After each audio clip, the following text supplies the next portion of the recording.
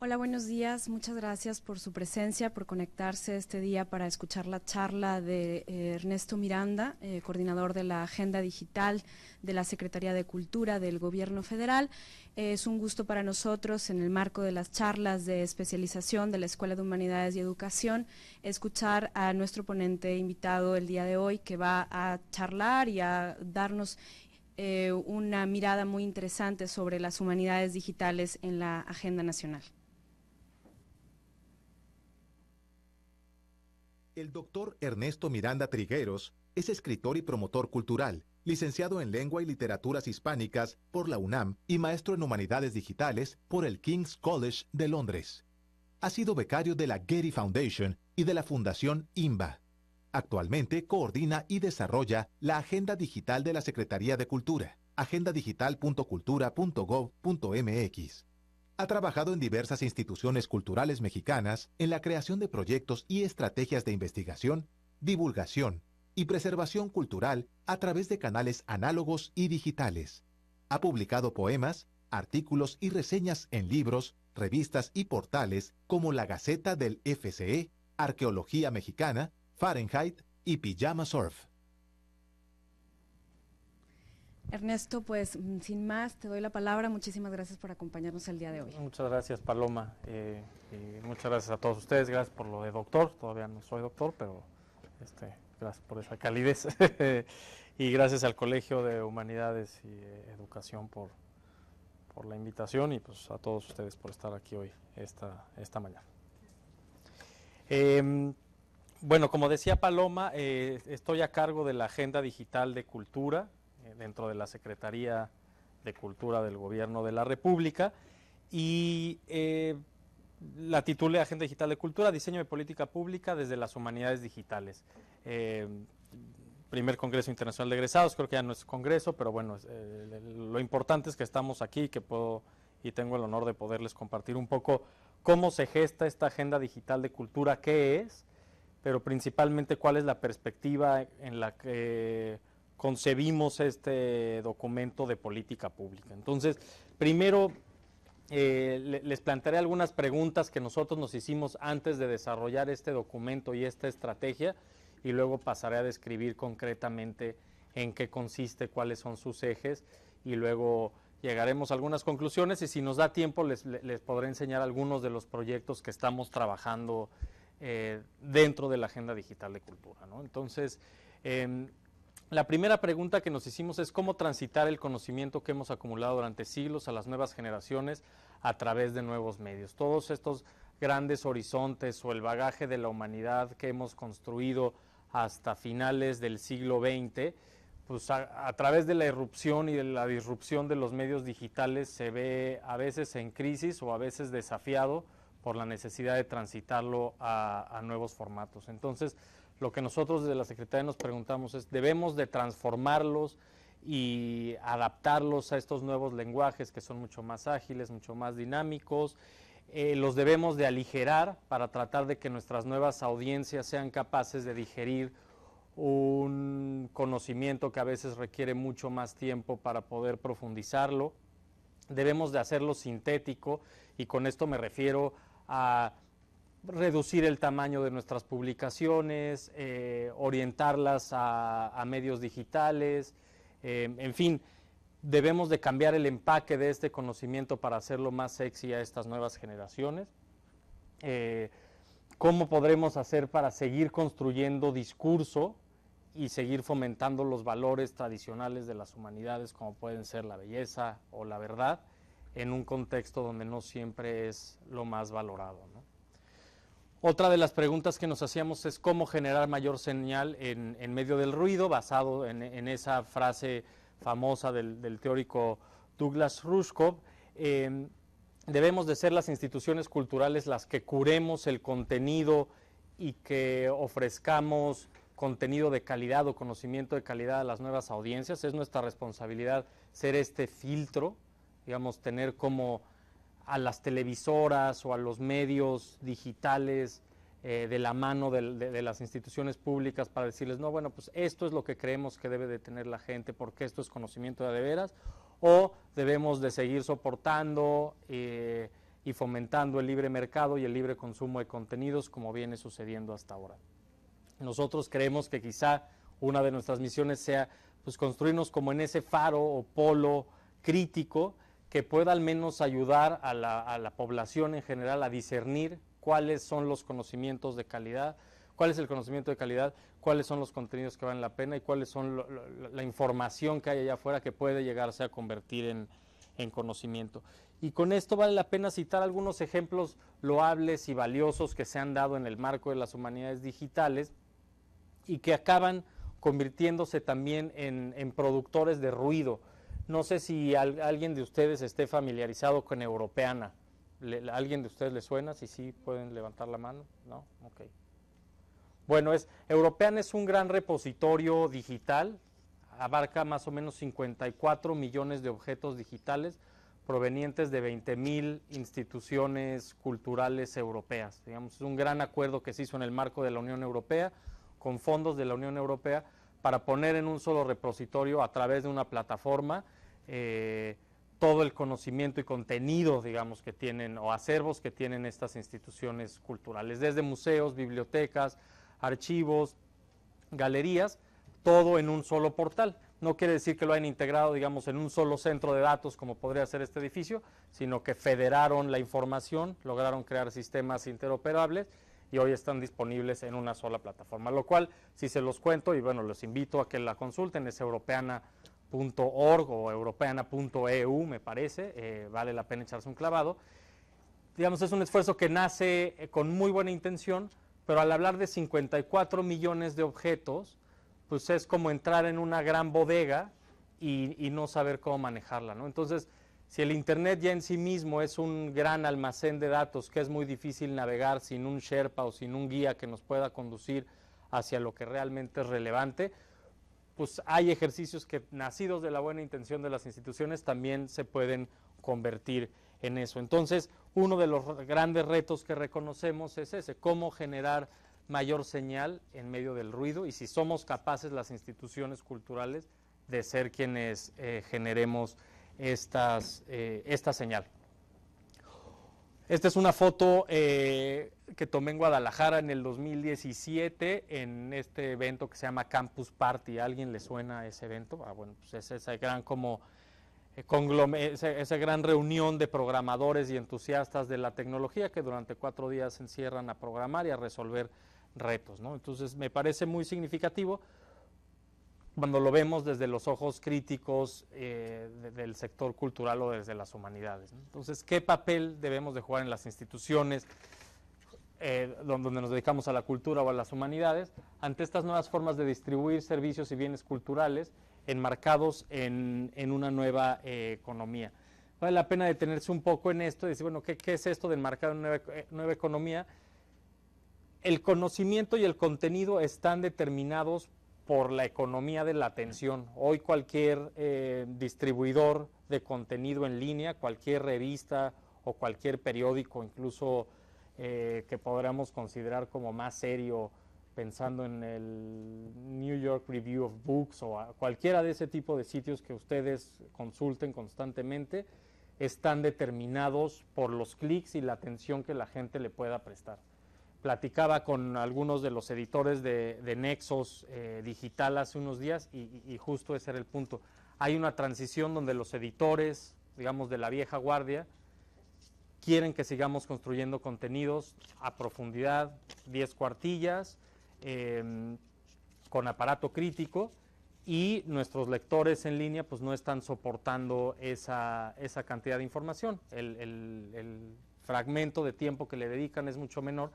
Entonces nos tenemos que adaptar a esos contenidos. Y tiene que ver con el punto anterior.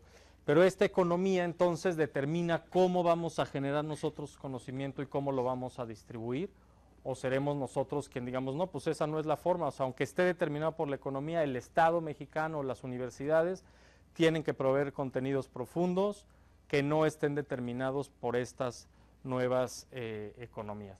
Y por otro lado, pues está lo que podría parecer obvio, pero vale también la pena detenerse, que es la nueva forma de distribuir servicios y bienes culturales, que casi todo pasa hoy día a través de una pantalla, y la mayoría de las veces no juzgamos o no somos críticos en cómo estamos recibiendo ese contenido o cómo se está desplegando en nuestra pantalla. Platicaba hace un rato con los compañeros de la radio y ellos ponen el ejemplo de Wikipedia, ¿no? Que justo en el marco de la agenda digital firmamos nosotros un convenio con ellos hace unos meses y empezamos a trabajar unos proyectos que ellos les llaman editatones, que no sé si los conozcan, es juntar a un grupo de personas, en este caso lo hicimos en el Museo Nacional de Antropología, a editar páginas de Wikipedia, ¿no? Entonces, ese día eran 20 personas, todos voluntarios, se crearon 20 nuevas entradas, se editaron 40 y bueno, 20 personas participaron en ello.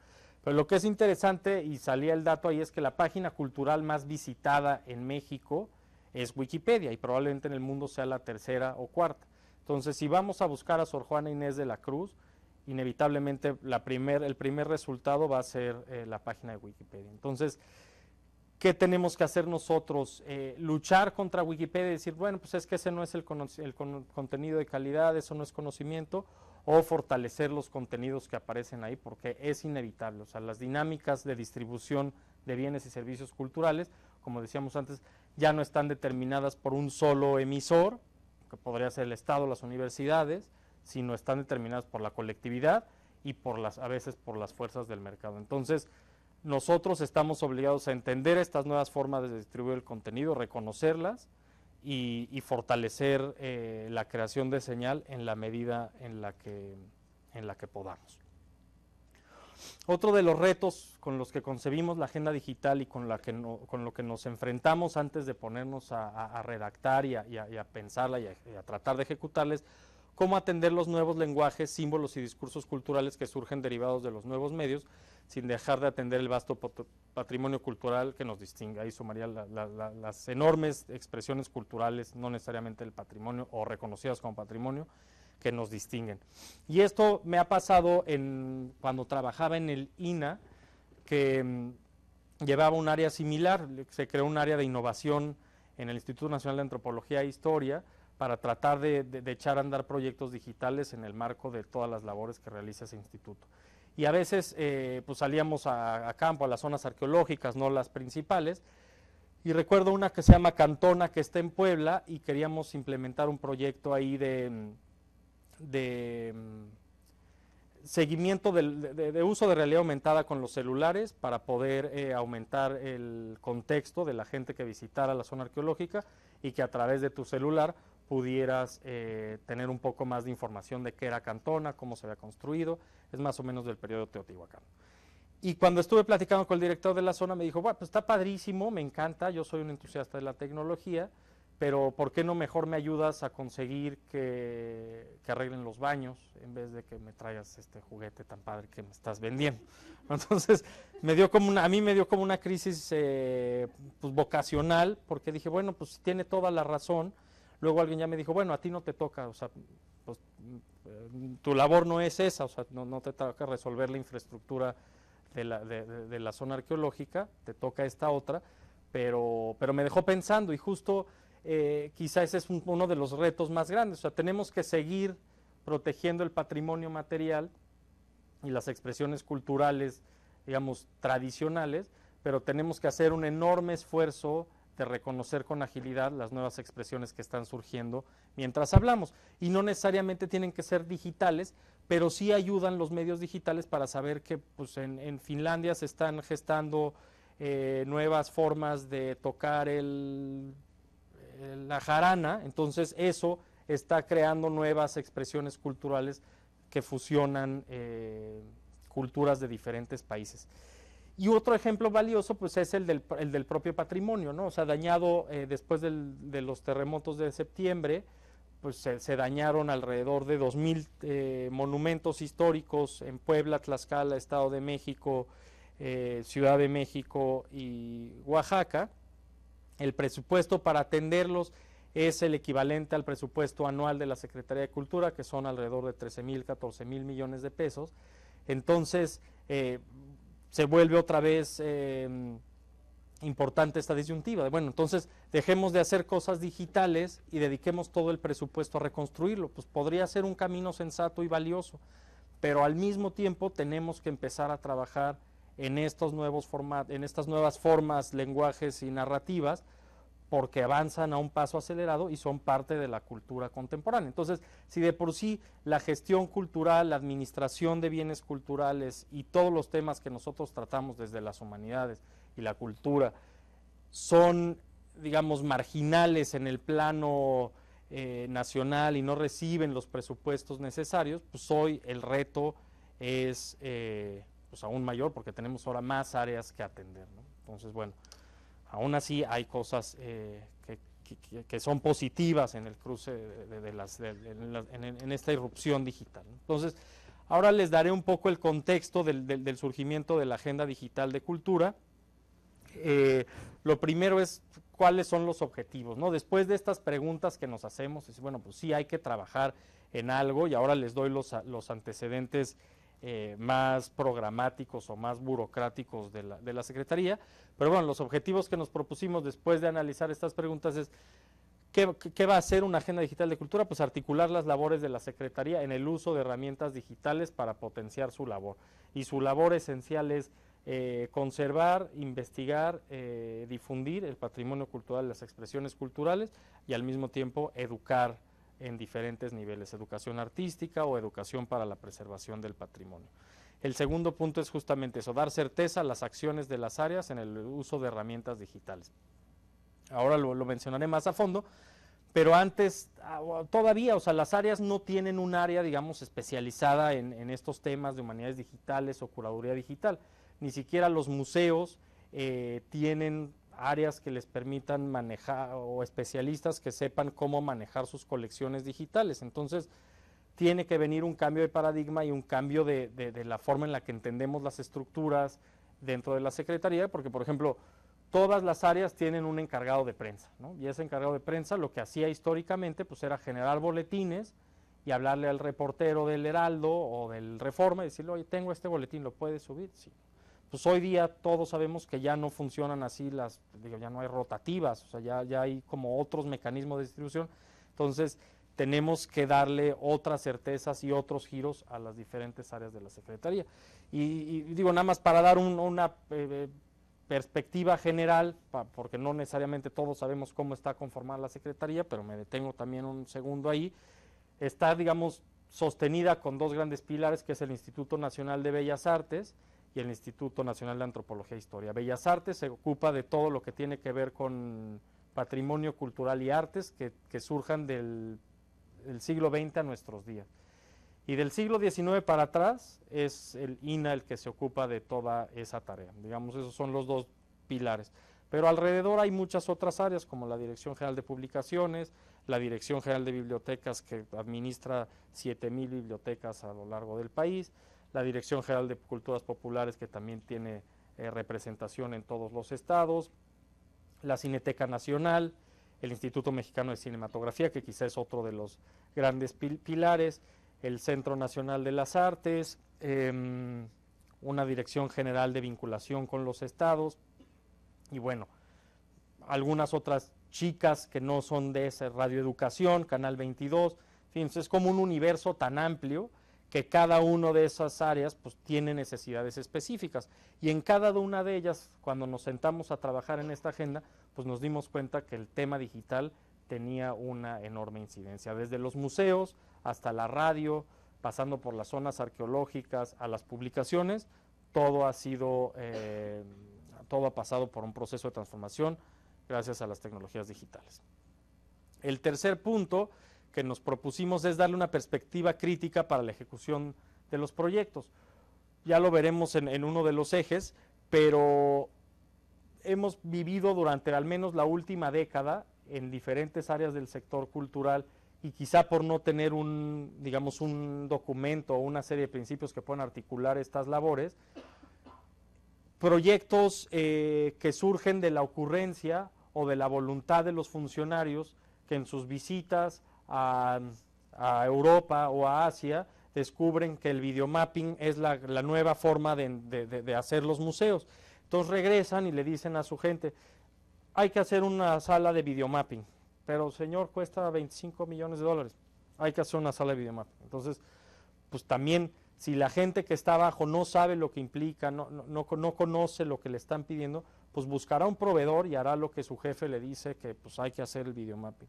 Pero si tenemos una perspectiva crítica de qué es lo que se necesita, cómo se puede hacer, cuánto cuesta principalmente, pues podemos ser mucho más, optimizar mucho mejor el gasto y no crear proyectos que solo nacen de la ocurrencia o de la voluntad, ¿no? Principalmente lo que buscamos es que haya sostenibilidad en los proyectos y que tengan un mayor impacto social. Y eso no es fácil con los proyectos digitales, ya lo veremos, pero la caducidad de los mismos es muy corta, se necesita invertir mucho y al poco tiempo puede ser que esa tecnología sea obsoleta, le dicen el fenómeno start-stop, que empiezas, ya conseguí el recurso, no, pues la universidad me dio otro poco, no, y vamos a hacer este museo digital en la zona arqueológica de no sé, perfecto, no, a ver, me falta todavía armar esta pieza. El día que le damos clic y lo subimos, el software ya es obsoleto o la máquina ya no sirve, entonces esa es una de nuestras grandes preocupaciones y que pareciera más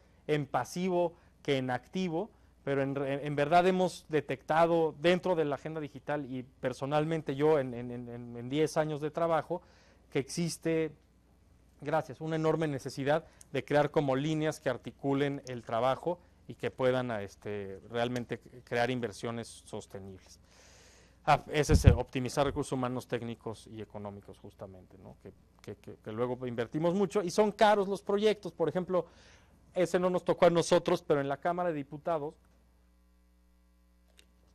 cada año el gobierno federal dice, este es el año de Octavio Paz, este es el año de la Constitución, fue el pasado. Y el año de Octavio Paz fue, creo, en 2014. Y recuerdo que el Congreso pagó por una página web de Octavio Paz 30 millones de pesos. O sea, y salió una nota y todo el mundo decía, pero es que no, o sea, los que saben, pues dicen, no puede haber, no hay manera de que cueste 30 millones de pesos una página.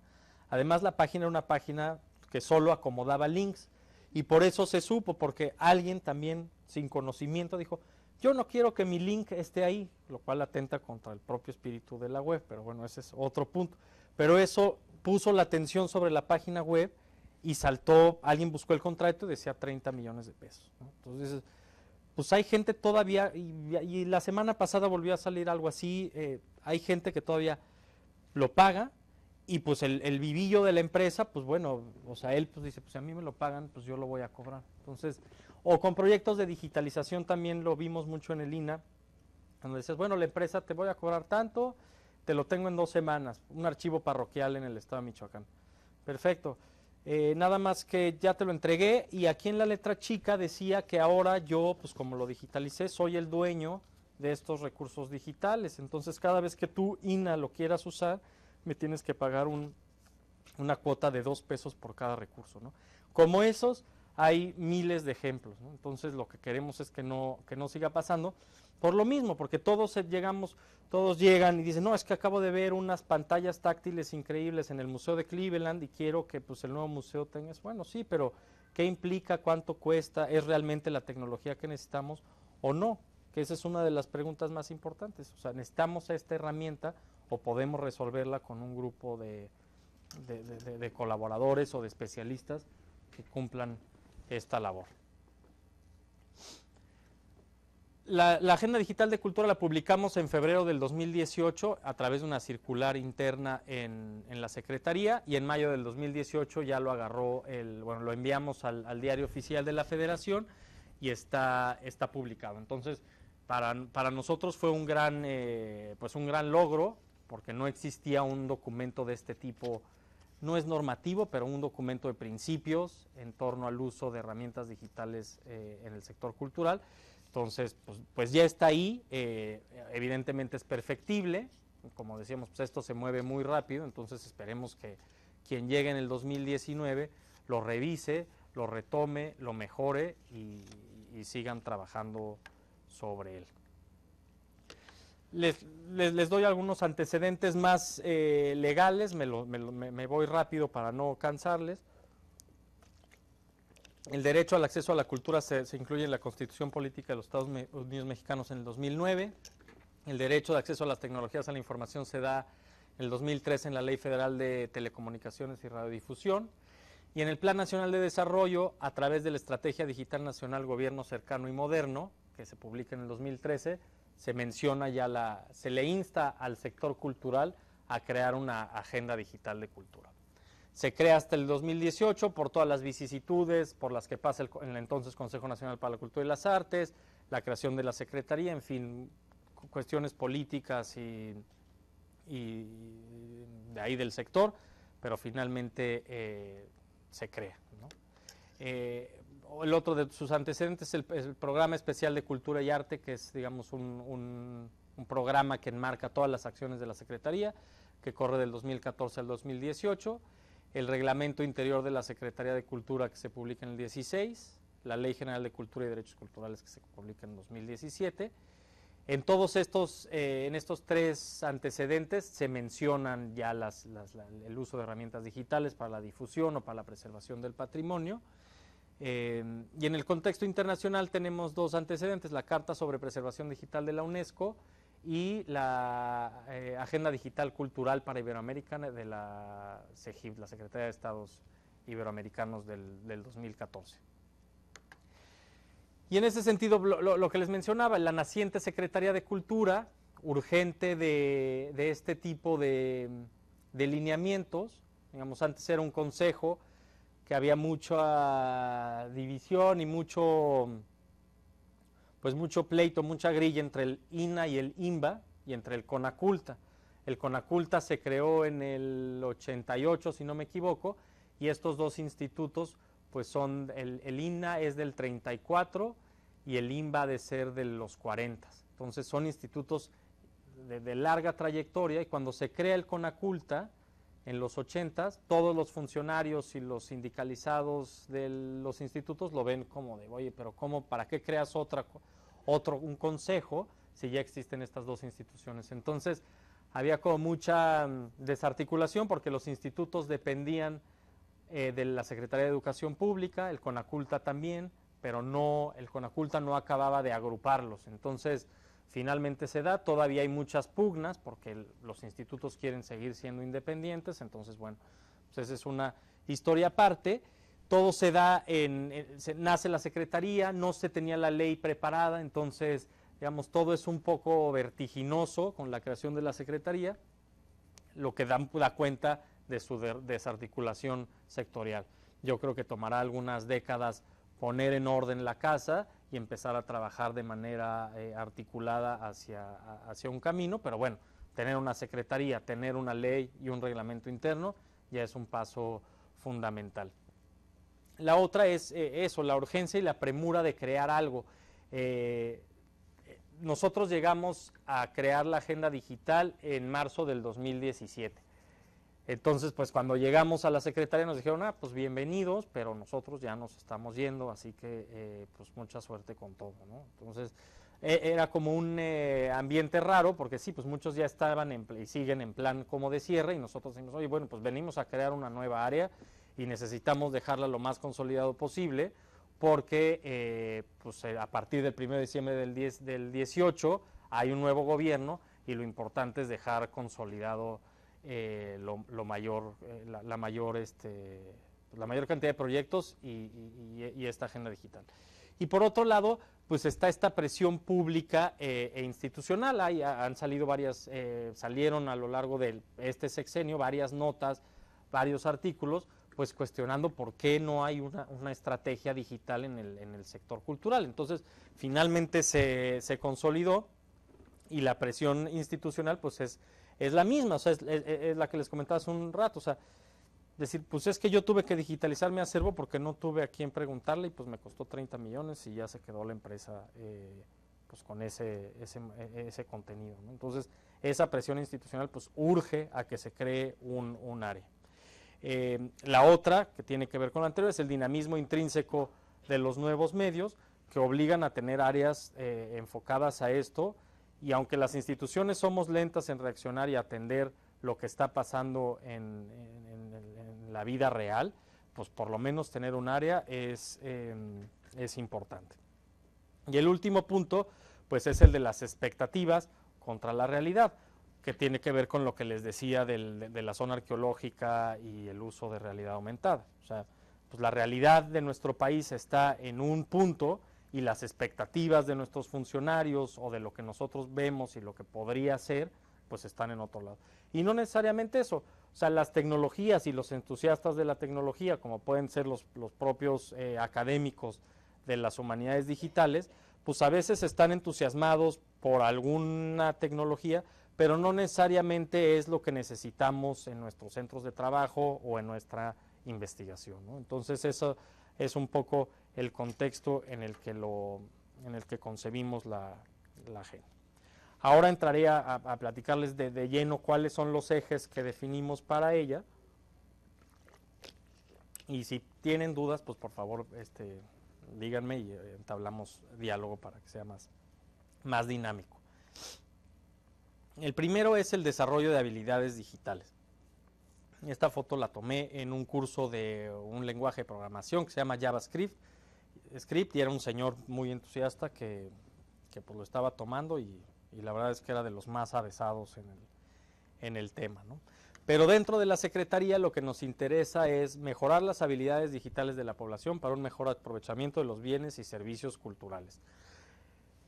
Nosotros no nos toca el tema de alfabetización digital, eso le corresponde a la Secretaría de Educación Pública, y la Secretaría de Comunicaciones y Transportes también ha hecho una labor importante en eso, creando un proyecto que se llama México Conectado a lo largo de toda la República. Enseñarle a la gente a utilizar Excel, a navegar por internet, pues es algo que pues, tiene que darse en las escuelas y en los centros educativos, pero a nosotros lo que nos toca es pues cómo, justamente lo que les decía de Wikipedia, o sea, cómo podemos utilizar mejor la red para beneficiarnos y para poder ser a veces hasta más críticos en la forma en la que estamos consumiendo cultura o bienes y servicios culturales a través de internet. Para ello ya existen programas y casi todo nos hemos dado cuenta que se ha hecho, solo que no existía un proyecto articulador. El Centro de Cultura Digital que está en la Ciudad de México, pues donde, no sé si les suena esa, la Estela de Luz, un monumento que se hizo en el sexenio pasado. Bueno, abajo hicieron un centro cultural y se nombró el Centro de Cultura Digital. Hacen muchísima labor para acercar a toda la población a las nuevas formas de consumir bienes y servicios culturales. Y el segundo punto tiene que ver con incentivar y mejorar la formación de nuevos profesionales en los campos de humanidades digitales, curaduría, preservación digital, patrimonio cultural digital y un largo etcétera. Platicaba con Paloma que bueno, pues hay nacientes programas de humanidades digitales en diferentes centros educativos, y las instituciones están ávidas de gente que pueda pensar de otra manera la cultura o la diseminación del conocimiento a través de medios digitales. Un buen ejemplo también es el que les mencionaba de las áreas que todos tienen un encargado de prensa. O sea, pues no, ese encargado de prensa quizá también tendría que saber comunicación digital, pero también tendríamos que tener hoy día en las áreas un encargado de acervos digitales para saber qué hacer con toda la información que acumulamos. O sea, simplemente imagínense la información que generan ustedes al día, en mensajes de texto, en consumo de videos, pues eso se los cargan a ustedes en su cuenta, pero estamos creando pues, bibliotecas del Congreso enteras, nosotros, con la información que generamos. Entonces, en español es raro, en inglés le llaman digital curation, que no necesariamente tiene que ver con curaduría, que ahora para todo usamos el término curaduría gastronómica, curaduría de mi ajuar, curaduría de mis joyas. Quizá otro, en inglés también es bueno, le dicen Digital Asset Management, que es cómo manejar objetos digitales. O sea, simplemente es cómo los almacenas, en qué tipo de disco duro, cómo hago que estén disponibles. O sea, pareciera ser una cosa hipertécnica, pero pues, si somos una institución cultural y no tenemos al acceso nuestros acervos, digamos, del museo o de la biblioteca, pues lo que no se encuentra no existe, ¿no? Es la ley de los bibliotecarios. Entonces, es muy importante para nosotros incentivar, hemos impulsado algunos programas, ahora se dará un curso con el ICOM en México, hemos hecho cursos de temas legales también, que es otro de los grandes retos de la distribución de contenidos a través de Internet, y estamos buscando aliarnos y dejar algunas alianzas con instituciones educativas para formar a estos nuevos funcionarios o nuevos especialistas del sector cultural. Y un último que no está incluido ahí es que muchos de los que ya trabajan en la Secretaría tienen este expertise, hay que potenciarlo y hay que vincularlo, porque nos hemos dado cuenta que, por ejemplo, hay gente que en sus tardes libres se dedica a hacer modelos 3D de zonas arqueológicas, pero de día es el ingeniero en sistemas de la Biblioteca Vasconcelos. Entonces, pues también hay habilidad, hay gente que pues, por estas nuevas formas de aprender que se dan ya no necesariamente en un contexto universitario, sino que tú te sientas y pones en internet cómo hacer modelos digitales de zonas arqueológicas con software libre, pues si tienes la suficiente voluntad, en un par de meses puedes estarlo haciendo. Entonces, también queremos pues, reconocer quién sí lo está haciendo y potenciarlo, ¿no? Ese sería como el eje 1. El siguiente es el de inclusión y participación social, y en esta ocasión los acomodé así porque me parece que por ahí va un poco el orden de importancia, ¿no? O sea, pues primero las habilidades, luego la inclusión y la participación social, que hay que hacerla, pues hay que hacerla tangible, o sea, no nos cansamos de repetir, al menos en estos ambientes, de la tecnología nos permite universalizar el conocimiento, nos permite mejorar la calidad de vida de las personas, pues bueno, pues sí, pero ¿cómo lo vamos a hacer y cómo repercute eso en el sector cultural, ¿no? El primer punto es fomentar la inclusión en los diferentes recintos culturales y en los programas sectoriales a través de las tecnologías digitales, cuando sea necesario. Un buen ejemplo que platicaba con Paloma hace un rato es que, bueno, pues sí somos entusiastas de la tecnología y creemos que puede resolver muchos de los problemas, pero no necesariamente será siempre lo que necesitemos. Y las exposiciones son uno de los buenos ejemplos.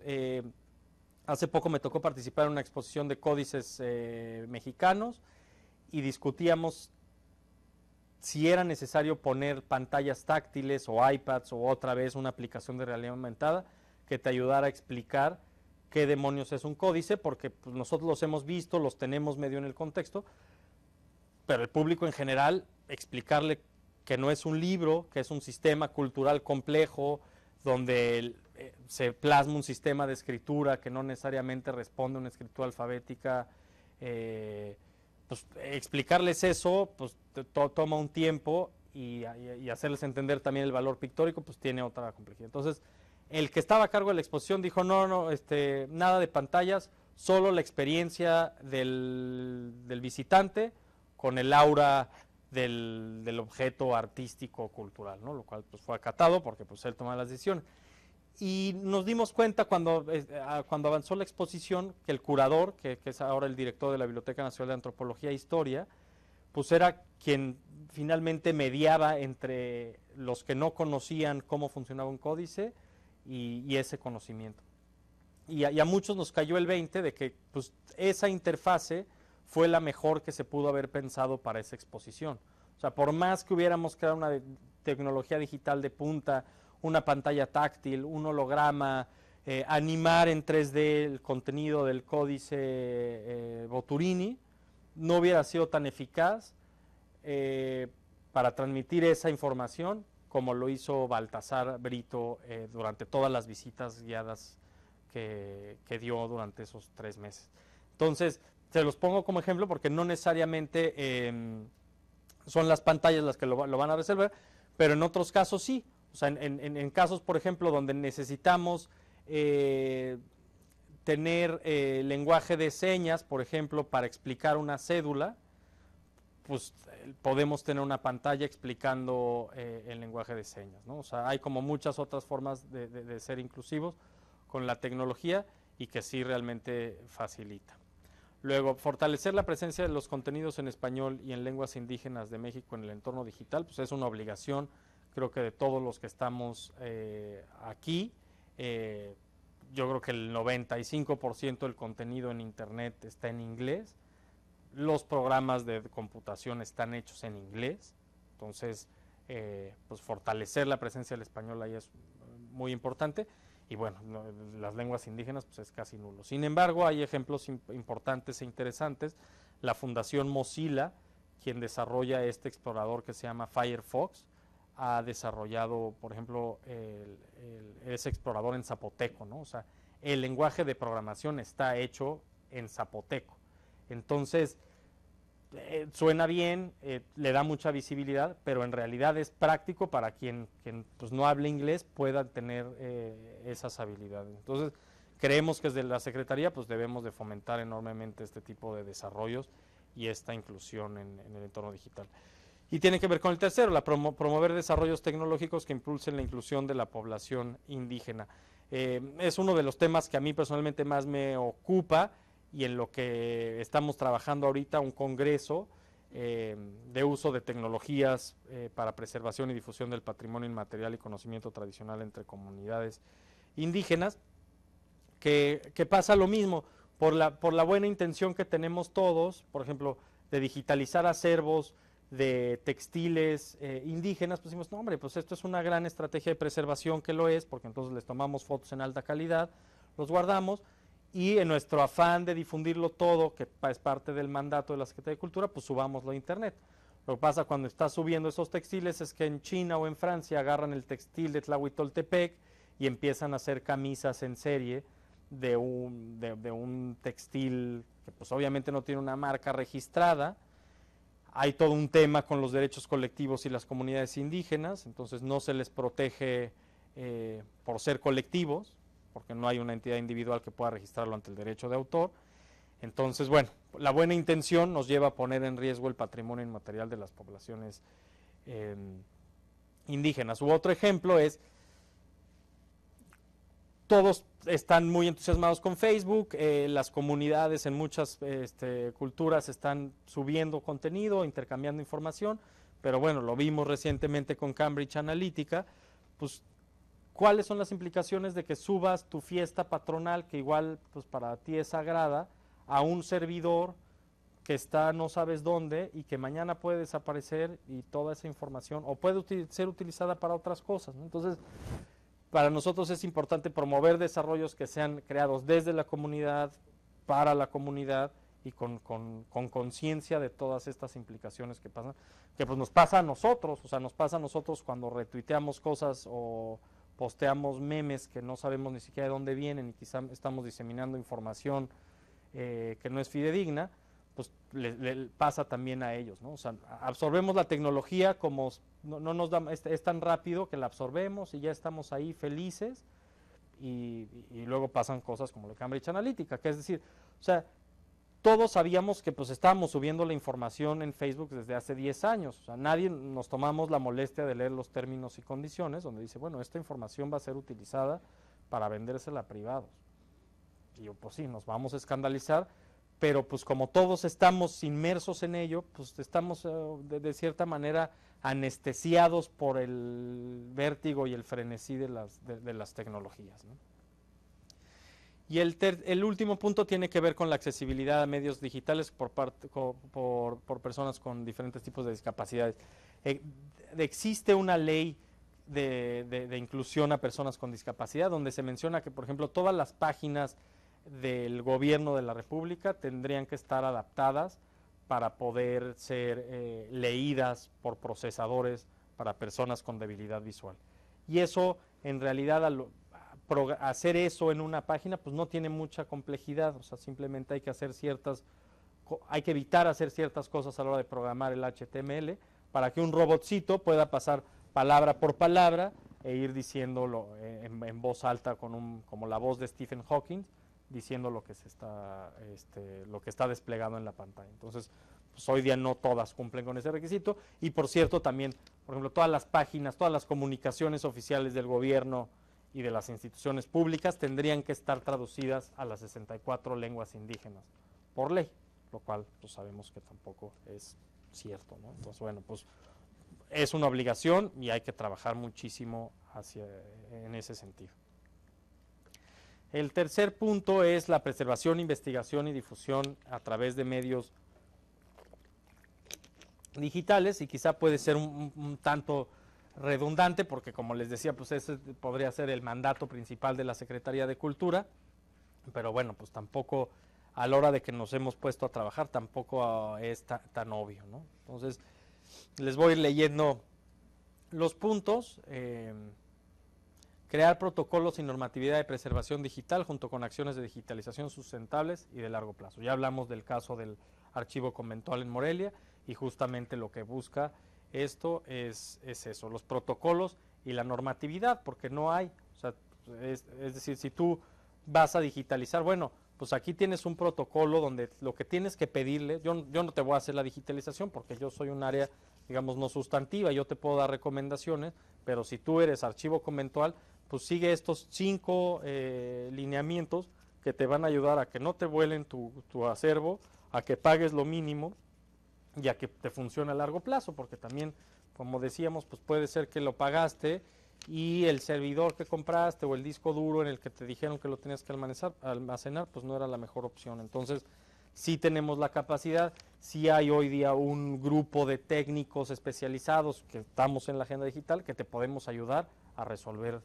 o a planear mejor tus proyectos de preservación digital. Fomentar el uso de tecnologías para mejorar procesos y profundizar en el conocimiento del patrimonio cultural nacional y de nuestras expresiones artísticas. Esto creo que sí existe ya una larga tradición, principalmente en el INAH. Se utilizan muchas tecnologías digitales para procesar bases de datos, para reconocimiento facial de piezas prehispánicas, lo que les permite almacenarlas y catalogarlas de mejor manera. Se usan láseres para hacer prospección arqueológica. Entonces, bueno, es seguir fomentando ese tipo de proyectos. Impulsar ejercicios de reflexión y experimentación en torno a la irrupción de la tecnología en la cultura contemporánea. Eso parecería ser más labor de una institución académica, pero la Secretaría pues tiene importantes centros de investigación, como son los del INBA, que son el Centro de Investigación sobre la Danza, sobre la Música, sobre el Teatro y sobre las Artes Plásticas. Está la Escuela Nacional de Conservación, Restauración y Museografía. Está el Centro Nacional de las Artes con programas importantes, y el Centro de Cultura Digital. Entonces, la reflexión y la experimentación pues, es parte de la labor creativa y artística que se impulsa de la Secretaría, y ahí se inscribe este punto del eje de preservación. Consolidar los proyectos dedicados a la educación artística y la formación de profesionales del sector que utilicen las herramientas digitales es uno de los retos también más importantes. Lo platicaba también con Paloma hace un rato, y ya llegaremos al punto de las industrias creativas digitales, pero la formación artística hoy día, pues al igual que otras cosas, necesita también ser complementada con temas digitales. Si hablamos de diseño, si hablamos de artes gráficas, las propias artes escénicas también están utilizando muchísimos recursos digitales. Entonces, nuestros centros educativos tienen que fomentar el uso, o por lo menos empezar a reconocerlos. Otra de las grandes escuelas es el CCC, el Centro de Capacitación Cinematográfica, donde pues también tienen que empezar a utilizar tecnologías para pues mejorar la clase de animación digital, por ejemplo, ¿no? Animación en 3D. Entonces, pues todas las disciplinas, más las nuevas que se sumen, tienen que estar consideradas ahí. Y en esas nuevas que se sumen, pues podemos reconocer pues, la creación de videojuegos, la creación de realidad virtual, realidad aumentada, todas estas aplicaciones transmedia. Pues el sector cultural tiene que proveer oferta educativa en ese sentido de calidad para llenar ese hueco, que hoy día pues no lo está haciendo de manera óptima. Y publicar bases de datos e imágenes del acervo cultural del país para la difusión, divulgación y apropiación del patrimonio cultural mexicano. Quizá en la difusión digital es en lo que primero podríamos pensar al hablar de una agenda digital de cultura, pues crear aplicaciones, trabajar cuestiones de difusión a través de redes sociales, pero bueno, como hemos visto hay muchísimos otros temas, y sí, la difusión a través de medios digitales pues es uno de los más importantes, y la creación de repositorios digitales y de integración de bases de datos también lo es, como se los contaré en este punto que es un poco más técnico, que es el 4, que es coordinación sectorial. En este punto pusimos articular estrategias transversales entre diferentes actores vinculados con la cultura y la tecnología para las acciones que realicen tengan una mayor incidencia y beneficio social.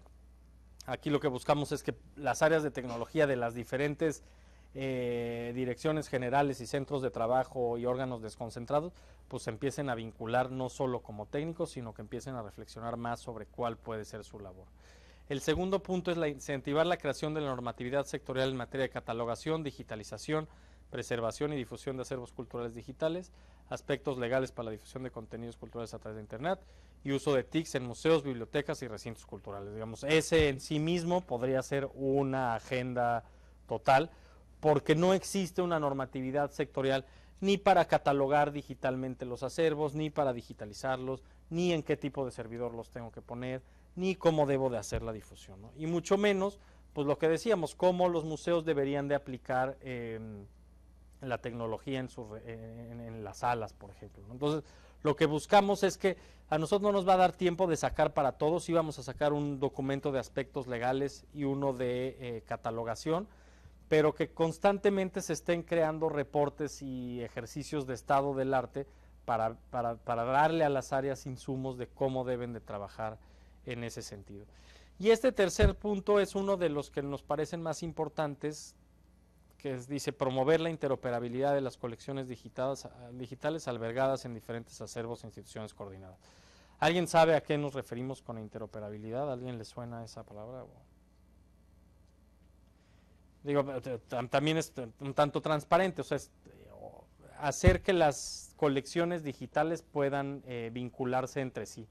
Tiene que ver con lo que les decía del proyecto Europeana, que lo que crearon fue pues ahora el modelo es al revés, ahora no es vamos a hacer la biblioteca de Alejandría donde tengamos todo, entonces dámelo todo, sino bueno, pues cada quien tiene sus instituciones, cada quien tiene sus metodologías, pero tenemos que crear un protocolo, una lengua franca que nos permita hablarnos entre todos para que en esta página que se llame, nosotros le estamos llamando el Repositorio Digital del Patrimonio Cultural de México, todo pueda ser desplegado. Entonces, por ponerles un ejemplo, pues las colecciones del INAH, puede que a las esculturas de piedra le digan cuál es el material y ponen en la ficha material lítica, pero puede ser que el INBA en vez de poner material, ponga material y en vez de lítica le ponga piedra. Entonces, a la hora de pensar en algo que es interoperable, pues es muy difícil que la máquina entienda que lítica es lo mismo que piedra. Nosotros podemos intuirlo rápidamente, pero a una máquina le cuesta mucho trabajo. Entonces, la interoperabilidad es crear estos protocolos, digamos, en medio, lenguajes comunes que permitan que las colecciones digitales se comuniquen entre sí y que a la hora que la ofrezcamos al público, pues haga sentido, porque si no es consistente, entonces pues van a decir, bueno, pues pero ¿por qué aquí dice lítica y por qué esta dice piedra? O sea, eso es confuso. Y eso además permite otras cosas que pues no entraremos aquí, pero la potencia de tener lenguajes compartidos hace que la base de datos sea más inteligente y que las búsquedas sean mucho más ricas, ¿no? Y la base de datos esté basada en lo que le llaman la web semántica o la web 3.0, que es otro tema que no entraremos. Pero la interoperabilidad pareciera una cosa simple y es bastante complejo. Primero, lograr esta coordinación sectorial, decirles, bueno, a ver, vamos a platicar, necesitamos empezar a comunicar los acervos, porque si no, pues están aislados, o sea, les dicen silos, ¿no? Son como graneros, y entonces está el granero de antropología, el granero del Museo Nacional de Historia, el granero por allá de los del Canal 22, y pues si pones en conjunto toda esa información, pues va a ser mucho más rica, y lo que pueda aportarle a la población, pues será mucho más valioso comparado con que, pues bueno, pues entré por ahí a ver el acervo de la Cineteca o de la Fonoteca Nacional y tienen unas piezas significativas. Pero si en una plataforma yo puedo poner, por ejemplo, la palabra Coatlicue y me sale la pieza del Museo de Antropología, me sale el cuadro de Saturnino Herrán, que creo que está en el Munal, me sale por ahí un video que hizo Canal 22 sobre la historia de la aparición de la Coatlicue, pues puedo ofrecer mayor contexto a la población a través de una plataforma y no solo elementos aislados, ¿no? Que creo que eso es lo que también pues, al final nos interesa, es crear mayor contexto y dar mejor información a los grandes públicos, ¿no? Que bueno, pues cuando vas a un museo quizá sí tienes la posibilidad de, bueno, tienes una cédula, puedes tener este guía, puedes tener una audioguía, puedes tener una tablet que te dé contexto, pero en línea estamos obligados a tratar de crear el mayor contexto posible, por lo mismo que platicábamos de la mayor señal en medio del ruido. Y el cuarto punto, lo dejamos ahí semblanteado, no nos va a dar tiempo de implementarlo, pero nos entusiasma muchísimo que es esto de impulsar el aprovechamiento de datos sectoriales para dotar a la Secretaría de herramientas más confiables para la toma de decisiones. Uno de los grandes retos de la Secretaría es la creación de nuevos públicos, dar mayor contexto, ampliar el acceso a los bienes y servicios culturales y pues hay pocas herramientas para tomar estas decisiones. ¿Cómo tomas la decisión? Puedes hacer encuestas o puedes medir de alguna forma cuántas personas fueron, cuánto tiempo pasaron en tu museo, pero no mucho más, ¿no? Entonces, hoy sí puedes hacer por ejemplo, con un dispositivo digital o si le das una audioguía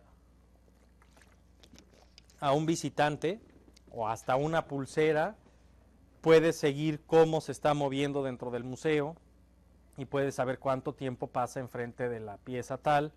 Puedes darte cuenta que a la Xochipilli esa que tienes ahí arrinconada nadie la está visitando, entonces puedes cambiarla de lugar, ¿no? Puedes conocer datos demográficos, si vinculas con sus redes sociales puedes tener todavía perfiles más amplios.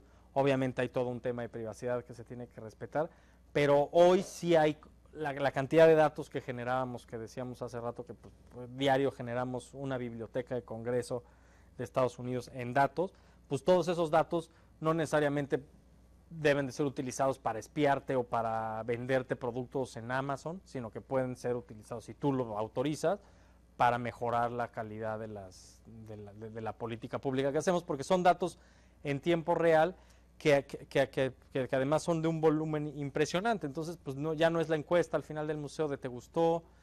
¿Qué cambiarías? ¿Qué mejorarías? Sino, no, pues realmente sé cuánto tiempo pasaste, ¿no? Y ahí hay un dato interesante, esto ya lo hicieron en el Louvre hace como 5 años con tecnología Bluetooth de los teléfonos, y la gente que más tiempo pasaba en el museo era la gente que menos espacio dentro del museo recorría y más tiempo se quedaba en cada pieza. La gente que más rápido lo recorría es la que más abarcaba espacios y menos tiempo pasaba en una sola pieza, lo que te da cuenta del tipo de públicos que existen, ¿no? Pero bueno, simplemente tener ese mapeo en un museo puede ser muy, muy útil para poder mejorar la política pública. Ahora imaginen si eso, pues lo trasladas además, si estás en línea revisando el catálogo de este repositorio digital, puedes tener más información de qué piezas te llaman la atención, cómo se van construyendo las narrativas. Entonces podemos mejorar la experiencia y la diseminación de la cultura en nuestro país. Eso con la coordinación sectorial. Luego el quinto punto que ya les adelantaba es el de industrias creativas digitales y creatividad digital. Cuando encontramos estos antecedentes que venían de la Estrategia Digital Nacional, venía un punto que decía, la Agenda Digital de Cultura debe de fomentar las industrias creativas. Y pues nosotros dijimos, bueno, pues las industrias creativas no todas tienen que ver con el tema digital, o sea, hay industrias creativas que tienen que ver con artesanía, industrias creativas que tienen que ver con textiles, entonces digo, podrán estar relacionadas con digital o no. Entonces nos propusimos decir, bueno, pero sí existe un mercado, un amplio segmento que se llama, pues que podríamos decir que son las industrias creativas digitales y que necesitamos analizar y reconocer. Entonces empezamos a buscar crear unas definiciones sobre industrias creativas digitales en México y creamos un mapa de ruta que digamos es uno de los entregables que tendremos más allá de la creación de la propia agenda digital en sí. Juntamos a gente de la academia, a organismos internacionales como la OCDE, el Banco Interamericano de Desarrollo, al Consejo Británico, a la propia CEGIB, a miembros de la industria, de programadores de videojuegos, animadores digitales, realizadores de experiencias en realidad virtual, gente del gobierno, la Secretaría de Cultura obviamente, de la Secretaría de Economía, del IMCINE y de algunas otras dependencias que se me escapan, y decimos, bueno, ¿qué son las industrias creativas digitales? ¿Qué tendríamos que hacer como sector cultural para apoyarlas? ¿Y dónde nos veríamos como país en este tema de las industrias creativas digitales? Entonces, dentro de los datos que reconocimos y que surgieron ahí es que, por ejemplo, somos el cuarto país que más consume videojuegos en el mundo, pero producimos muy pocos. Y de esos pocos que producimos, el 40% de los videojuegos que hacemos, todos tienen que ver con un tema de patrimonio cultural de México, ¿no? Entonces es el más famoso ahorita es un juego que se llama Mulaka, basado en la cultura tarahumara, ¿no? Y son unos chavos de 25 años de Chihuahua que se prendieron, consiguieron unos fondos que no son pocos, es mucho más, es como 3 veces más de lo que implica una película grande, y se lanzaron a hacerlo, ¿no? Entonces dijimos, bueno, pues, y la Secretaría de Cultura, ¿qué hace con eso? O sea, entonces empiezan los puristas, no, pues es que eso no es cultura, eso es un entretenimiento. Y bueno, pues decir que no es cultura, aunque no fueran de temática del patrimonio cultural, pues cualquier cuestión que genere identidad, cualquier aspecto que genere identidad o comunidad puede ser considerado como cultura y tiene que ser atendido por la Secretaría. Entonces, pues le sumamos otro reto más a la Secretaría, porque dijimos, bueno, pues ahora la Secretaría tiene que empezar a trabajar en estos temas y tiene que empezar a impulsar pues videojuegos, experiencias de realidad virtual. Y reconocimos también dentro del mapa de ruta, que también está en la página, por cierto, de Agenda Digital, agendadigitaldeccultura.gov.mx, ahí está el mapa de ruta, o sea, el resultado que se dio, donde se plantean los hitos, que digamos son 3 puntos donde se imagina que México podría estar en los próximos 10 años. Uno es crear una agencia de promoción para las industrias creativas digitales. El segundo es crear una red de formación para fomentar la ampliación de capacidades en este segmento. Y el tercero es ocupar el liderazgo en contenidos interactivos digitales en español para el 2025, ¿no? Digamos, es un ejercicio de prospección que busca también pues dejarlo como un gusanito a la Secretaría y a los que lleguen de hacia dónde se tiene que trabajar también, además de todo lo que es nuestra obligación. Entonces, bueno, si le quieren echar un ojo, la verdad es que fue un ejercicio muy interesante, por eso, por reconocer todo un segmento de nueva cultura digital que tiene que entrar también en nuestros pues en nuestro campo de acción, y principalmente pues en el de la reflexión también. O sea, dentro de las humanidades pues hay muchos, bueno, no sé si muchos, pero hay varios programas en español en universidades españolas sobre teoría de los videojuegos y sobre implicaciones sociales de los videojuegos, que pues inevitablemente tenemos que empezar a tocar también en nuestros temas, me parece. Y el tercer punto, potenciar el trabajo de los creadores mexicanos, tanto individuales como colectivos, que integran este tipo de herramientas en su trabajo. Pues va ligado al mapa de ruta, pues hay que empezar a considerarlos a ellos. Las becas del Fondo Nacional para la Cultura y las Artes tienen un segmento que sí es para, bueno, está obviamente poesía, danza, digamos las artes tradicionales, y hay uno que dice multimedia, ¿no? Que es casi pues todo lo que no está allá cabe aquí, ¿no? Entonces creo que parte del ejercicio es empezar a crear categorías más específicas para estas nuevas formas creativas donde cruza lo digital y que necesitan pues ser reconocidas con criterios específicos. Y también en términos de apoyos, porque bueno, pues no es la misma cantidad que necesitas para sentarte y escribir tu poemario a la que necesitas para coordinar un grupo de desarrolladores digitales que te podrán dar una experiencia en realidad virtual. Entonces es como entender otras dinámicas culturales que están sucediendo, que se relaciona justo con el punto de ampliar los criterios de los programas de la Secretaría para fomentar la creatividad que surge en el cruce entre tecnología y cultura. Luego, El de la sustentabilidad, ya lo mencionábamos. Esta es una pieza que donó TV Azteca en el Museo del Templo Mayor, que pues en el momento yo supongo que lo han de haber donado como en el 2002, pues ha de haber estado padrísimo, pero hoy día pues es un tótem, o sea, es una pieza de arqueología electrónica dentro de uno de los museos de arqueología más importantes del país.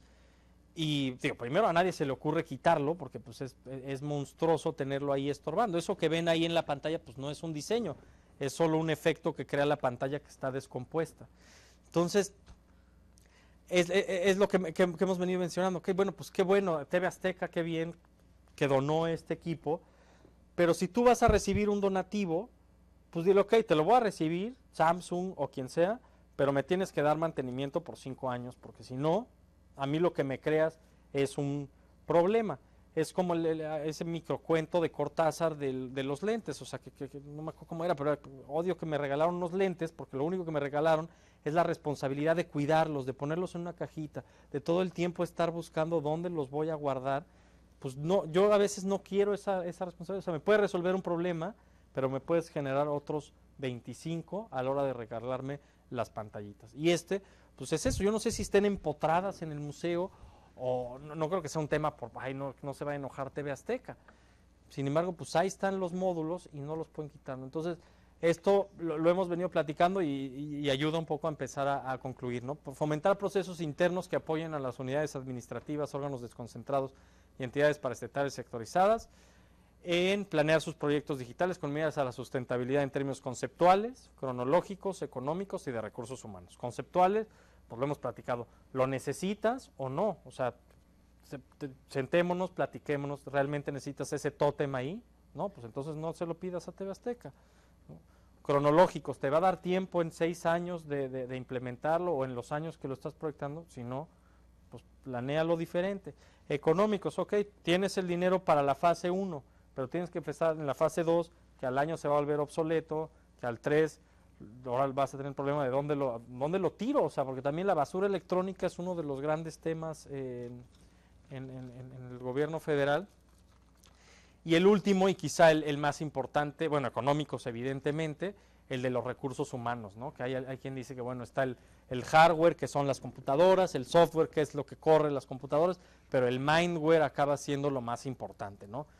Hay muchos casos también de la Secretaría, no les diré en dónde, para no balconearlos, pero también es común en todos lados, de bueno, nos regalaron o compramos la sala THX de edición, que nos va a permitir hacer películas nivel Pixar, y ¿quién las sabe usar? No, pues no estamos capacitados, entonces la máquina está parada, ¿no? Y eso lo vemos en todos lados. Entonces, si a la par de la planeación de los proyectos no creamos los recursos humanos que sean capaces de operarlos, de mantenerlos y de gestionarlos, pues entonces la tecnología no nos sirve en absoluto.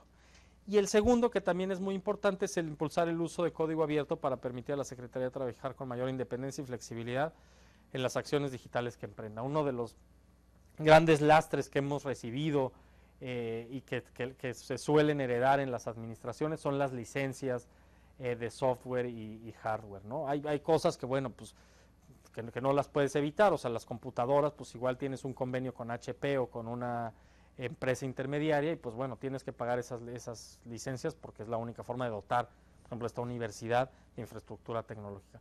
Pero hay veces que nos anclamos, por ejemplo, hay áreas de acervo fonográfico que se han atado a licencias que igual las pudieron pagar el primer año porque al que se le ocurrió la idea pues tenía la voluntad y dijo, bueno, vamos a meterle $1,000,000 al año a esta licencia.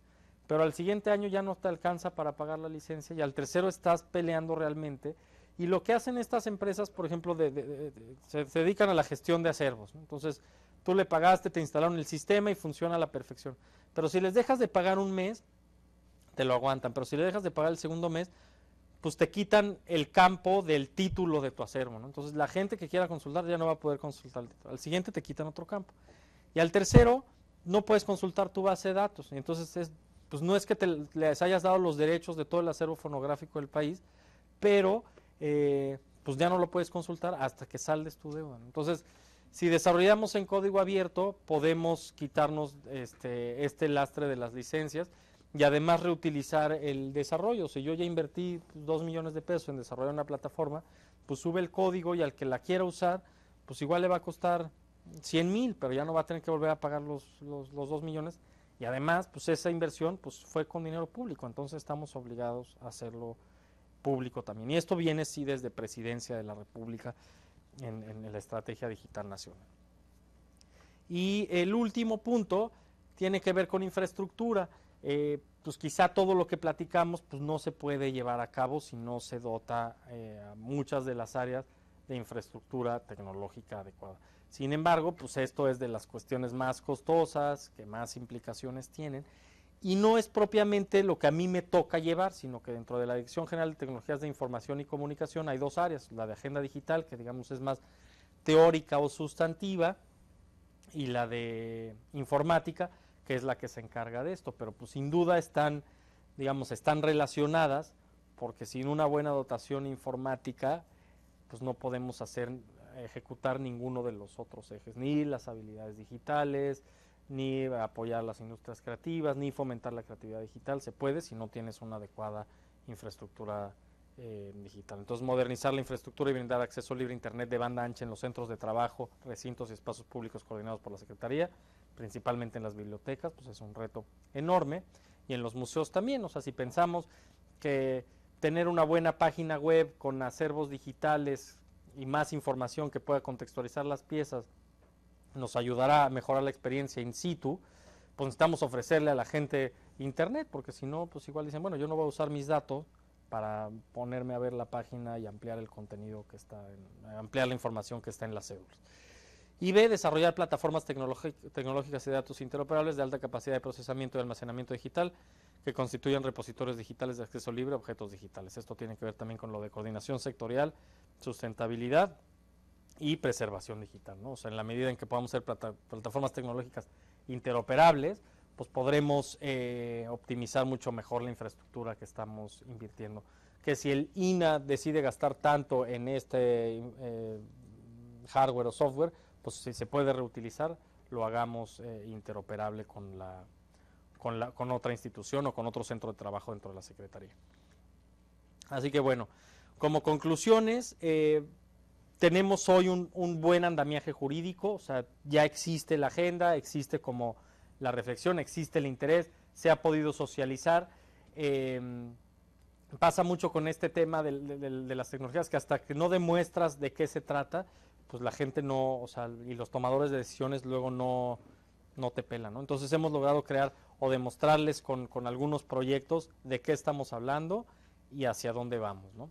Lo que viene es consolidar, como les decía, pues bueno, llegamos nosotros a la fase final del sexenio, entonces nos ocupa mucho que lo que hicimos y lo que se ha trabajado se consolide, y quien llegue lo pueda reconocer, ya sea en mayor o menor medida, si se orientan más hacia un proyecto enfocado directo, específicamente a temas de la cultura como factor de desarrollo social, pues definitivamente es una línea en la que hay que trabajar y se debe de apostarle todo, pero hoy día no se puede dejar de lado que existe un universo de cultura digital que la Secretaría y sus instituciones tienen que atender y en los que tienen que trabajar.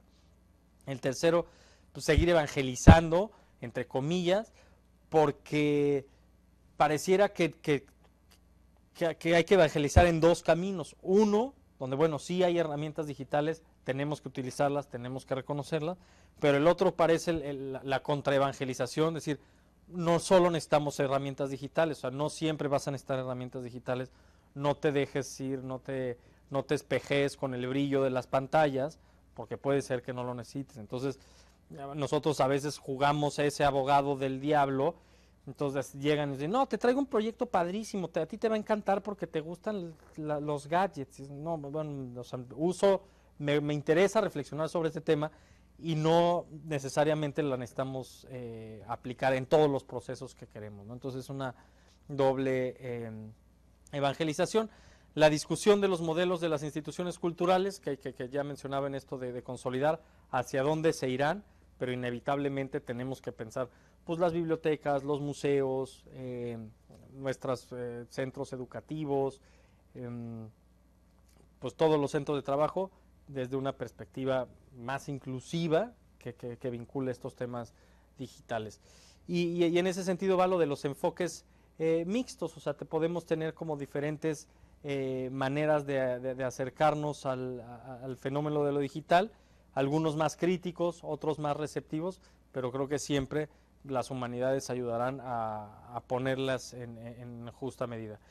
Como les decía también, tenemos muchos mayores retos de los que ya teníamos como sector cultural desde siempre, entonces pues ahora le sumamos otra capa de complejidad, lo cual nos obliga a trabajar con mayor agilidad y sensibilidad para resolver estos retos. Así que bueno, pues esas son las conclusiones.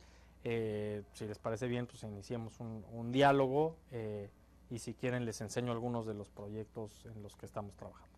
Muchas gracias. No, perdón, quiero acabar con estas dos láminas que agregué al final. Es una laminita que vi en una presentación de un director de un festival y un complejo cultural en Austria que se llama Ars Electrónica, donde plantea esto. Hasta arriba se encuentra la visión, ¿no? Y si lo vemos en términos institucionales, pues es eso. ¿Cuál es la visión institucional? Está sentado sobre las necesidades y abajo se encuentran las tecnologías, ¿no? Que bueno, pues si lo vemos desde esta perspectiva, pues suena muy sensato. Pero si lo invertimos, hablamos del tema de sustentabilidad. O sea, la visión nos va a tomar 100 años en consolidarla porque es un cambio de paradigma y es una forma de entender el mundo diferente. Nuestras necesidades las podremos cumplir alrededor en 10 años y tendrán esa caducidad. Pero las tecnologías cambian cada año. Entonces, tenemos que tener muy claro que la visión y lo que hacemos desde las humanidades y desde la cultura no puede estar supeditado tampoco solamente a las tecnologías, sino que solo las veamos como una herramienta que complementa nuestras necesidades y que es parte de una visión mucho más general. Así que ahora sí ya concluyo. Muchas gracias por su atención.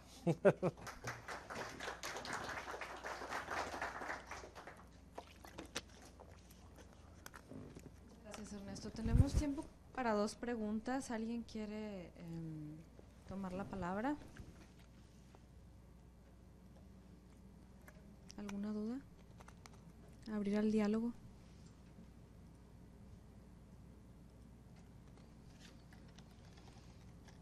¿No? Bueno, entonces les enseño un proyecto, aprovechando. Lo acabamos de lanzar se llama museosdemexico.gov.mx y lo que hicimos fue trabajar con 7 museos.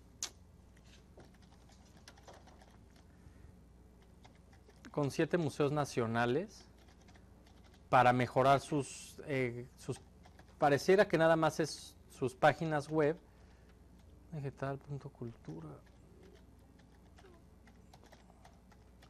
pero lo que hicimos fue potenciar sus manejadores de colecciones detrás. Bueno, esa es la página de la Agenda Digital. Aquí están los cursos que hemos dado. Acá está a la derecha el mapa de ruta de industrias creativas digitales. Está descargable el PDF. Y este es el proyecto que les mencionaba, que integra los Museos Nacional de Historia, Museo de Antropología, Virreinato, de la Estampa, de Arte Moderno, San Carlos y Culturas Populares. Están, digamos, este es como un front donde se juntan todas las páginas de estos museos, pero lo que vale la pena es, bueno, mejoramos la interfaz en términos visuales de todos los museos, de todos estos museos, que es algo que ya no mencionamos, pero a veces estamos muy, en las humanidades digitales, mucho hablando del tema digital, pero no hemos ni siquiera pasado por el tema de lo visual, ¿no? O sea, entonces, si no estamos logrando, hay quien entiende el diseño como la retórica de nuestro tiempo, ¿no? Entonces, si no estamos pasando nuestros proyectos y nuestras ideas por un lenguaje visual, un tamiz del lenguaje visual, pues también estamos perdiendo la oportunidad de acercarlos a otros públicos. Lo que cuenta aquí, y de donde entra el tema de interoperabilidad y coordinación sectorial, es en colecciones. El manejador lo que permitió fue integrar las colecciones de estos museos a la web. Entonces, pues, la gente que no pueda asistir o que quiere estar dentro del museo ampliando su experiencia, pues puede hacerlo mientras lo visita. No están en alta resolución por temas de derechos, principalmente aquí en el MAM, que casi todos tienen artistas, o sea, todos fueron creados por artistas, no es el caso de los museos de arqueología, pero permite un mejor acercamiento a las piezas, permite ampliar el contexto y permitirá a los museos seguir ampliando sus colecciones digitales desde un manejador. Digo, ahorita pues vemos la parte frontal, pero lo que le llaman el backend pues es lo que cuenta, que ahora el museo puede decir, bueno, voy a subir esta pieza, subo la imagen digital y la puedo pasar al área de difusión o la puedo pasar al área de restauración sin necesidad de tener procesos aislados, ¿no? Entonces, pues si están ahí medio en el rollo de los museos, échenle un ojo. Esta obviamente es la que más colección tiene alrededor de 20,000 piezas montadas. Y digo, no es por balconear a los compañeros, pero les voy a enseñar algo que surgió y que no fue en mala, digamos, en mala ley. Nosotros nosotros no somos dueños del contenido del museo, o sea, el museo es dueño de las imágenes y de la información, de las bases de datos que describen a las imágenes. Entonces, pues bueno, ya los vamos a presentar, suban las bases de datos. Y como ven, pues la única información que está disponible es cultura teotihuacana, tipo, elemento arquitectónico, dimensiones, alto, técnica, número de catálogo, derechos del BIC, que el BIC es el bien inmueble cultural, y el tema de los derechos. O sea, si yo leo eso, pues no recibo ningún tipo de información que contextualice mi experiencia, ¿no? Y eso obligó a la gente dentro del museo a decir, pues tenemos que trabajar mucho mejor nuestras bases de datos, porque la información, o sea, el conocimiento, lo que justifica tener una plantilla de 600 investigadores en el Instituto Nacional de Antropología, es que esas fichas estén al punto para que quien las quiera consultar en el mundo pues pueda saber de qué estamos hablando, ¿no? Entonces, fue raro porque lo sacamos y ellos se enojaron con nosotros. Oye, pero ¿cómo? ¿Por qué está eso? Pues esa es la información que tú me diste. Si la quieres mejorar, pues yo creo que es tu responsabilidad, ¿no? Entonces, digamos, una forma extraña de coerción para que mejoren sus contenidos, sus bases de datos, y que lo que nosotros estemos desplegando en la página web pues, sea de mejor calidad. Así que pues ahí sí quieren echarse un ojo. Y perdón, nada más, este es, digamos, un proyecto piloto para ese gran repositorio digital del Patrimonio Cultural de México que integrará pues estos 7 museos, los acervos del INAH, los acervos de la Cineteca, y que sacaremos en octubre. Ya les mandaremos por ahí la liga. Sí. En su momento estaba esta necesidad de que hubiera alguien de prensa que pudiera hablar este tipo de lenguajes, y ahora hablas de otra necesidad, que es que en las instituciones culturales, en los museos, en las bibliotecas, exista alguien que sepa, que tenga un poco este lenguaje entre las unidades y los medios digitales. Me pregunto, ¿cuál es el papel entonces de las universidades en ese sentido? ¿Tenemos que formar personas que sepan de informática con sensibilidad sobre temas de humanidades, o tenemos que formar a los humanistas con esta visión para que puedan hablar en el lenguaje digital, o ambos? Yo creo que esa es la pregunta del siglo, y es yo creo que el modelo mixto. Y te pongo también un ejemplo que me pasó. Yo estaba haciendo la maestría en el King's College, justo en el tema de humanidades digitales, y de intercambio llegaron unos estudiantes de Italia de la licenciatura de humanidades digitales. Y era increíble porque eran unos hackers, o sea, ellos programaban lo que querían. Entonces era muy bueno tenerlos a tu lado porque te ayudaban a tú, como humanista de letras, pues que no programas nada o poco, ellos te ayudaban. Pero a la hora que les decías, bueno, ¿y tú qué tema vas a trabajar? Su cultura humanística llegaba a Sherlock Holmes por las películas, ¿no? Hasta ahí.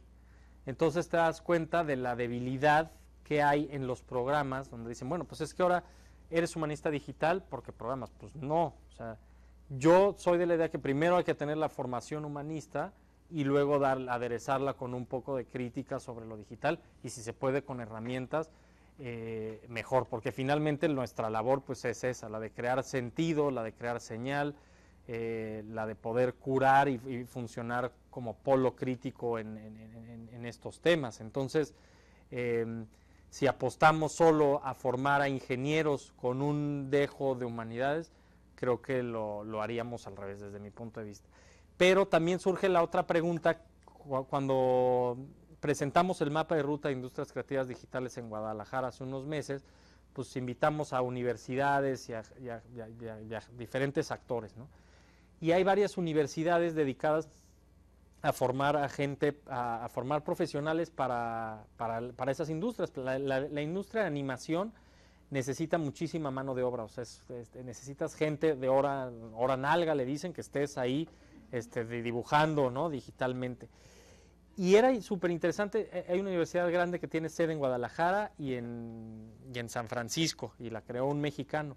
Y platicabas con los chavos y no tenían ni idea de lo que eran las industrias creativas digitales, no tenían ni idea de cómo generar una historia, no tenían ni la posibilidad de imaginarse que en una biblioteca podían encontrar elementos suficientes para crear una gran historia que fuera el siguiente hit de Pixar, ¿no? O sea, ellos solo estaban enfocados en ser técnicos manuales, ¿no? Entonces, pues gran parte de la discusión en el foro se fue hacia ese lado, de bueno, necesitamos formar técnicos humanistas técnicos, que la otra cosa que pasa con ellos es que necesitan mano de obra y rápido, o sea, no se pueden esperar a que se forme durante 5 años el gran técnico, sino que necesitan darles cursos rápidos y de manera muy ágil incorporarlos a la manufactura, ¿no? Entonces, yo creo que es una de las preguntas más interesantes de cómo combinar los programas, y creo que en el TEC puede ser como un campo de ejercicio muy interesante, porque bueno, tienes ingenierías muy sólidas, tienes un departamento de humanidades muy sólido también, entonces crear un campo intermedio yo creo que se puede dar como algo muy interesante que pues quizá en otros lugares, o sea, en la UNAM pues lo veo más difícil que se dé también por sus propias burocracias y por sus propias grillas y sus competencias. Creo que en estos ecosistemas como el de aquí puede ser mucho más propicio donde se equilibre. Y por último, pues también en la propia maestría trataban mucho eso, ¿no? De decir, bueno, vamos a tener una clase práctica, pero también un seminario de reflexión sobre estudios, digamos, críticos de la tecnología, que pues es parte de esto de las humanidades digitales y de adoptarlas con mayor conciencia, ¿no? Entonces yo creo que ese es el reto de las universidades, pero sin duda son ellos, porque o sea, son las instituciones educativas las que pueden dar como este equilibrio.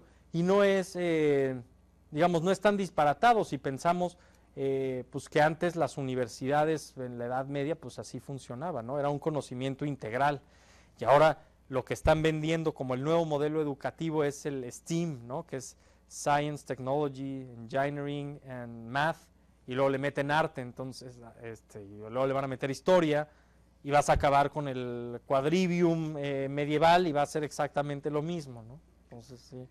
Regresamos a la base. Regresamos a la base, inevitable. Muchísimas gracias, Ernesto. Yo pues, creo que todos gusto. hemos disfrutado mucho tu presentación. Gracias por su presencia y terminamos. Gracias. Muchas gracias.